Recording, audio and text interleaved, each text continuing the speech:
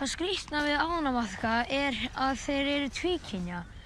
Það þýðir að hver maðkur bæði karlkyns og kvenkyns. Bæði egg og sæði myndast í hverju maðki. Þegar ánamaðkar fjölga sér, festa þeir sig saman á beltinu og skiptast á sæði. Beltin framleiða slím sem síðan mynda egghylki. Egghylkin þroskast svo að yfirborði jarðvegsins þangað til pínulitlir ánamaðkar koma í heiminn.